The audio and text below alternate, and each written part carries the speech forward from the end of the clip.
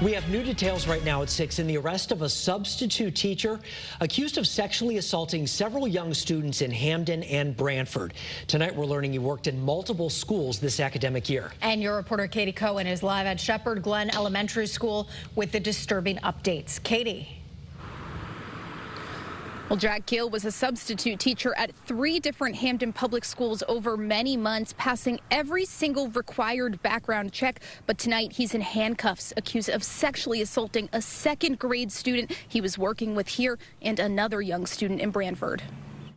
It's what no parent wants to hear. A substitute teacher charged with sexually assaulting young students. 24-year-old Jack Gill was arrested on Friday for doing just that. In his arrest warrant, we learn a 2nd grade student told police Gill touched her and other young girls under a desk while pretending to help them with assignments in December 2025 at Shepherd Glen Elementary School. Investigators say when he returned to the victim's classroom weeks later, he touched her again. The young students even talking about the incident during recess. During the investigation, Hamden police learned Gill was accused of touching a 6-year-old at Mary T. Murphy Elementary School in Branford while he was a substitute library teacher. School officials say that happened in January, on the single day Gill taught at the school.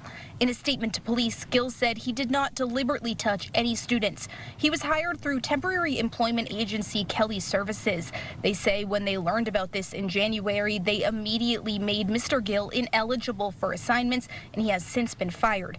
Gill did pass all background checks by Kelly Services.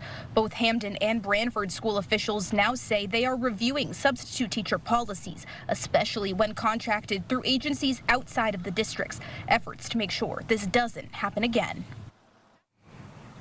Hamden school officials say they have counselors available if any students need someone to talk to. Your reporter live in Hamden, Katie Cohen, Channel 3 Eyewitness News.